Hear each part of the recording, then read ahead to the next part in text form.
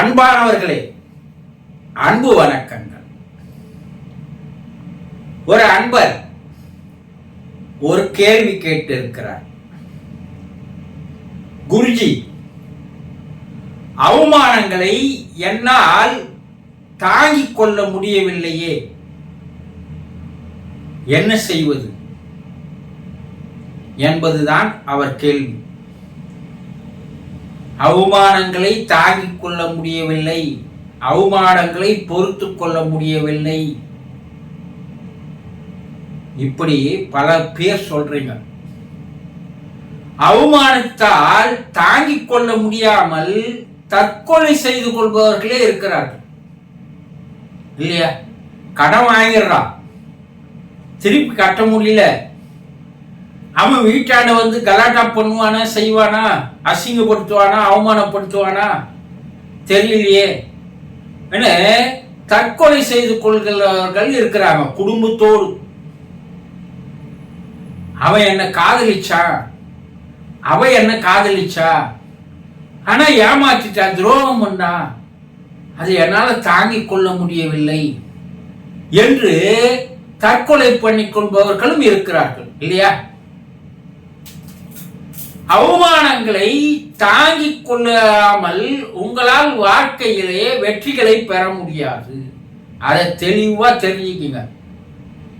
மனம் பலவீனமாக இருக்கும் போது அவமானங்களை தாங்கிக் கொள்ள முடியாது. பல உதாரணங்களை பாருங்க. ஒரு கல் பல ஆயிரம் உளி அடிகளை தாங்கினால்தான் அது கையெடுத்து கும்பிடக்கூடிய கடவுளுடைய கற்சிலையாக மாறுகிறது. ஒரு தங்கம் நெருப்புல போட்டு அதை எடுத்து அடித்து கம்பியாக நீட்டினால்தான் ஒரு அழகான ஆபரணமாக மாறுகிறது. ஒரு மரமானது அதை பல்வேறு துண்டுகளாக அறுத்து அதை இறைத்து அதனால்தான் அது ஒரு அழகான பர்னிச்சராக மாறுகிறது. இவையெல்லாம் தாங்கிக் கொள்கின்றன, பொறுத்துக் கொள்கின்றன. ஆனால் அது வாழ்க்கையில ஒரு நிரந்தர இடத்தை பிடித்து விடுகிறது. உங்களுக்கு கல்லு, தங்கம், மரம் இதெல்லாம் உயிர் இல்லாத பொருள் தாங்கிக் கொள்ளுது, நாங்க உயிரோடு தானே இருக்கிறோம் அப்படின்னு நீங்க கேட்குறீங்க. இன்றைய விஞ்ஞானிகள் எல்லாவற்றிற்கும் உயிர் இருக்கிறது, உணர்ச்சி இருக்கிறது என்பதை கண்டுபிடித்திருக்கிறார்கள். உங்களுக்கு மட்டும் இல்ல, ஒரு பூச்சியானது ஒரு புழுவை எடுத்து வந்து கொட்டிக்கொண்டே இருந்தால் அது பொறுத்துக் கொள்வதால் தான் அந்த புழுவானது பூச்சியாக மாறுகிறது. இதையெல்லாம் நம்ம பார்க்கிறோம். ஆனா ஒரு அவமானப்பட்டாலோ அசிங்கப்பட்டாலோ நம்மளால தாங்க முடியல. உங்க குடும்பத்துல உங்களை அவமானப்படுத்திருக்கலாம், உங்க நண்பர் உங்களை அசிங்கப்படுத்தியிருக்கலாம், உங்க உறவினர்கள் உங்களை கேவலமாக பேசி இருக்கலாம். இதெல்லாம் வாழ்க்கையில நடக்கிறது தானே. அவமானப்படாதவன், அசிங்கப்படாதவன் இந்த உலகத்துல யாருமே இல்லை. பல பேர் சொல்லுவான், அவன் எதுக்கு லாய்க்கு இல்லாதவன், அவனால எதையும் செய்ய முடியாது, அவங்கிட்ட எதையும் சொல்லாதீங்க, செய்யாதீங்க. அண்ணே, நம்மளை வச்சுக்கொண்டே நம்ம எதிரிலேயே நம்மளை அவமானப்படுத்துவார்கள் இல்லையா? ஆனா இந்த அவமானங்கள் எல்லாம் நமக்கு வாழ்க்கையில் ஒரு பெரிய பாடத்தை, அனுபவத்தை தருகிறது. ஒவ்வொரு அனுபவமும் உங்களை வாழ்க்கையில் செதுக்குகிறது. நீங்க எப்போது இதையெல்லாம் தாங்கிக் கொண்டு வேகமாக வளர்க்கிறீர்களோ, ஒரு மன தைரியத்தை, மன வலிமையை நீங்கள் கை கொண்டு நீங்கள் வளர்ந்து காட்டும் போது உங்கள் திறமையை யாரெல்லாம் குறை கூறினார்களோ அவர்களெல்லாம் உங்களிடம் வந்து அடிபணிகின்ற காலம் வரும். நீங்க உங்க திறமையை வெளியெடுத்துட்டு வாங்க. உங்க டேலண்ட் வெளிப்படாத வரை, உங்க மனம் பலவீனமாக இருக்கும் வரை இந்த சமுதாயம் இருக்குதே உங்களை கொட்டிக்கொண்டே இருக்கும்.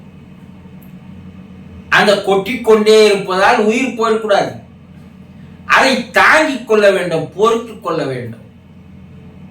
பொறுத்தவர் பூமி ஆழ்வார் சொல்றாங்கல்ல. எல்லாம் தான் கேட்குறீங்க, எல்லாம் தான் படிக்கிறீங்க. ஆனா யாரோ ஏதோ ஒண்ணு சொன்னான்றதுனால அப்படியே குமிங்கி போய் விடுகிறீர்களே, இது நியாயமா? இறைவன் உங்களை அதுக்காக படைச்சான். உங்களை குறை சொல்பவர்கள் இருந்து கொண்டே இருப்பார்கள், கேலி பேசுபவர்கள் இருந்து கொண்டே இருப்பார்கள். அது அவங்களுடைய ஒரு சாடிஸ்ட் புத்தி. அவங்களுக்கு அது ஒரு போதை மாதிரி. மற்றவனை பத்தி எல்லாம் குறை சொல்லின்னு இருக்கிறான் பாரு, அவன் வாழ்க்கையில வளரவே முடியாது, உருப்படவே முடியாது. இன்னைக்கு அவரை நான் அவமானப்படுத்திட்டேன், இன்னைக்கு நான் அவனை அசிங்கப்படுத்திட்டேன் சொல்றான் பாரு ஒருத்தர். அவனை மாதிரி அடி முட்டாள் இந்த உலகத்துல வேற எவனே இருக்க மாட்டான். ஆனா அவனெல்லாம் 10 காசுக்கு பிரயோஜனம் இல்லாதவன்லாம் உங்களை அவமானப்படுத்தினால், அசிங்கப்படுத்தினால், கேவலப்படுத்தினால் நீங்க அப்படியே சோண்டு போலாமா? சொல்றவன் சொல்லின்னு போறான், செய்யறவன் செய்துன்னு போறான். இந்த காதுல வாங்கி அந்த காதுல விட்டுட்டு வாழ்க்கையின் நோக்கம், குறிக்கோள், லட்சியம் என்ன? நான் வென்று காட்டுவேன், அவனுக்கு எதிரிலேயே என்னுடைய திறமையை நான் வெளிக்கொண்டு வந்து காட்டுவேன் என்று எப்போது வீறு கொண்டு எழுதுகிறீர்களோ, நெருப்பிலே போட்டா கூட பீனிக்ஸ் பறவை மறுபடியும் வந்துரும்ன்றாங்க. அது போல எவ்வளவு அசிங்கப்படுத்திட்டேன், எவ்வளவு அவமானப்படுத்திட்டேன், எவ்வளவு கேவலப்படுத்திட்டேன், அவனெல்லாம் ஒரு பொருட்டாவே எடுத்துக்காதீங்க. அது உங்க குடும்பத்துல இருந்தாலும் சரி, இல்ல நண்பர்களா, உறவினர்களா, சமுதாயமா, எதுவா இருந்தாலும் சரி, அதையெல்லாம் எதிர்த்து நின்று நீச்சல் அடித்து பாருங்கள். வாழ்க்கையில் நீங்கள் சாதிக்கிறீர்களா இல்லையா என்பது அப்போது உங்களுக்கு தெளிவாக தெரிய வரும். இதற்கு உங்களுக்கு மன வலிமை தேவை, மன உறுதி தேவை, பொறுமை தேவை, நிதானம் தேவை. இதெல்லாம் இருந்ததுன்னா நீங்கள் வெற்றி பெற்று விடலாம் என்பதை தெளிவாக தெரிந்து கொள்ளுங்கள். சந்தோஷம்.